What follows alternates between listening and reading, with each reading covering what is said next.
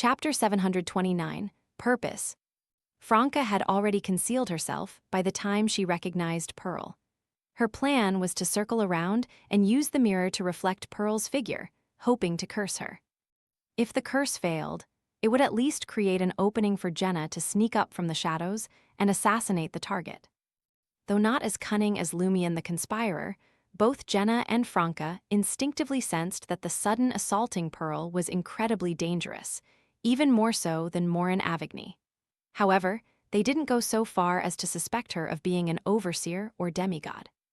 As Pearl uttered the words of order, Franca felt slender, snake-like entities emerge from the surrounding shadows, enveloping her despite her invisibility.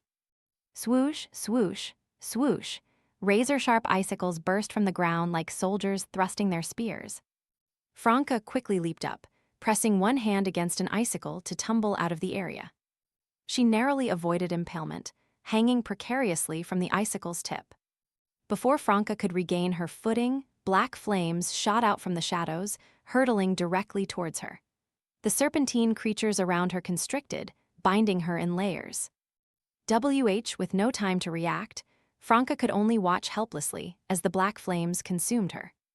At the same moment, a figure stepped out from the shadows. Clarice, wearing an elegant black court dress with her hair in a sophisticated bun. However, the demoness of Black's face was blurry and dark, unlike a living person. My crime is cheating, deceit, and exploiting others, mainly in reference to the demoness sect. Is this punishment from a manifestation of the demoness of Black? Franca's thoughts raced. Her body shattered like glass. Mirror substitution. Jenna, while stealthily hidden, also encountered a strange foe. It was a clergyman from the Eternal Blazing Sun Church, dressed in a white robe adorned with golden threads. Not only were his facial features hazy and unrecognizable, but his physique was also constantly shifting in subtle ways. A blaze of sunlight descended, banishing the shadows in the area and exposing Jenna's body. Realization dawned on Jenna. My crime is believing in multiple deities and betraying the eternal blazing sun. So, an abstract embodiment of the church's clergyman is punishing me. Jenna quickly rolled to the other side of the quarry cave, dodging the clergyman's attack. Anthony was not forgot. Just as he prepared to use psychological invisibility to approach Pearl and send her into a frenzy, a whip wreathed in silver lightning lashed out at him. A crackling sound echoed in Anthony's mind, both illusory and real, sending a sharp pain through his soul. Every hair on his body stood on end. If not for his incredible self-control, he would have screamed. Before him stood a middle-aged man in a black uniform and white shirt, dressed as a Trier police officer. My crime stems from my transgressions as an information broker, so I'm up against Trier's police. Most Trier police officers lack beyonder powers, yet this Punisher directly wields abilities in the Arbiter domain. As Anthony conjured grayish-white dragon scales on his body, he deftly ran and rolled, seeking a chance to use psychological invisibility. The already dim surroundings around Lumion suddenly darkened further, as if something was about to take shape, filling him with a profound sense of dread. Just as the terrifying entity was about to emerge, it abruptly disintegrated. Even the surrounding gloom and fear dissipated like melting snow. Is my crime too severe for a Punisher to manifest directly? Lumion guessed, considering Franca and the others' situations. Behind him, spears of blazing white flame materialized and shot towards the flamboyantly dressed Pearl like a volley of arrows. The flaming spears formed a majestic and fierce forest, providing cover for Lumion's true attack. He had already drawn his revolver, gently flicking the cylinder with his finger. 3 of the 6 bullets he had obtained from Jebus were loaded. Lumion needed to use implosion bullets now. Only by employing these special bullets in combination with his cull ability did he have a sliver of hope of injuring Pearl, whom he suspected to be the Overseer. Bang! Lumion's eyes blazed with an iron-black intensity as the starlight-shimmering bullets wove between the blazing white flame spears, speeding towards Pearl's neck. Pearl stood beside the fixed entrance to the mirror world, her amiable smile unwavering. The corners of her mouth curled up. How dare you attack an Overseer?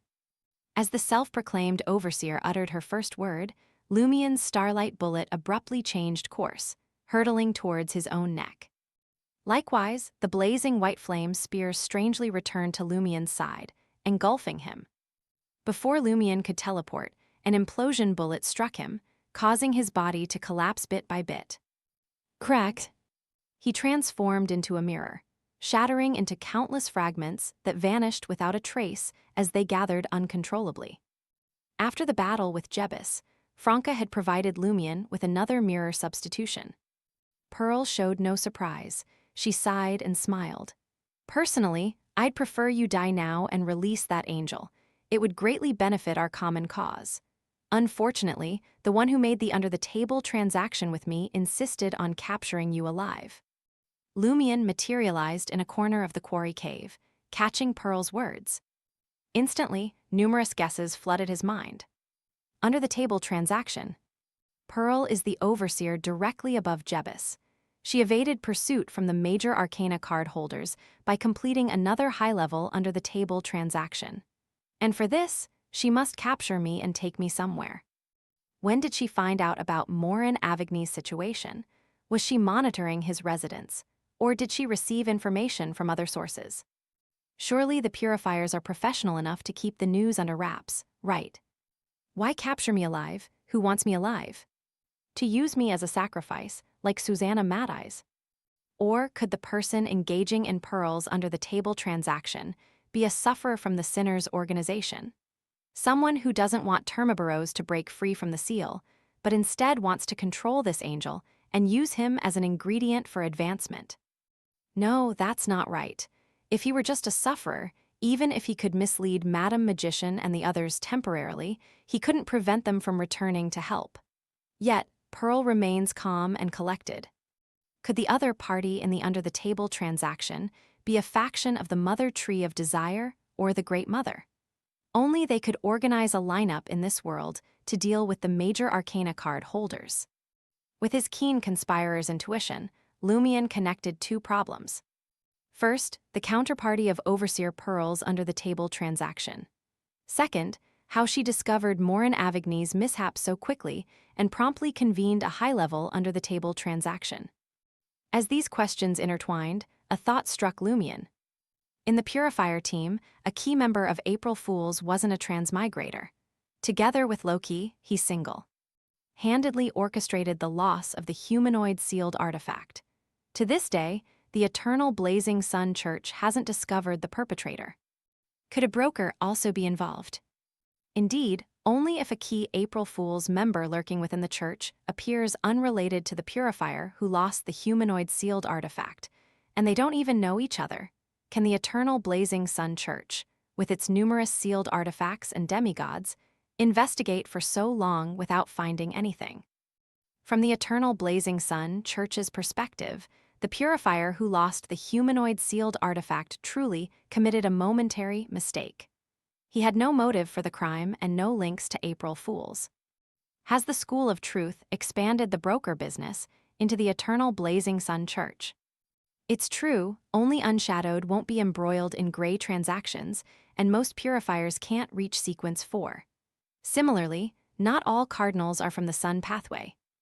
It seems the School of Truth has long been connected to April Fools and is collaborating. Damn it, it really is a broker organization. It can be associated with any faction. Could it be that the School of Truth's collaborator within the Eternal Blazing Sun Church urgently transmitted information about Morin Avigny's mishap to Overseer Pearl?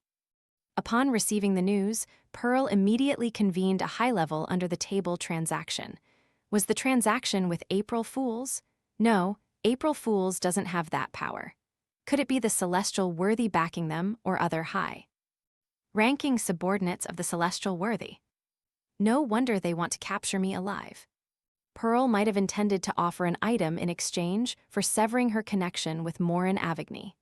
However, the counterparty in the under-the-table transaction proposed a new plan, allowing her to switch from passive to active, seizing the opportunity to deceive and set a trap. How far it can go depends on her improvisation. If it is indeed April Fools, and the Celestial Worthy's will is faintly discernible, It would explain why Madame Magician didn't sense anything amiss and walked right into the trap.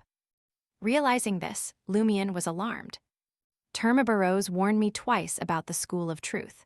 Could it be that he foresaw the corresponding fate unfold and a chance for him to break free from the seal? Is that why he was so eager, hoping to compel it into fruition?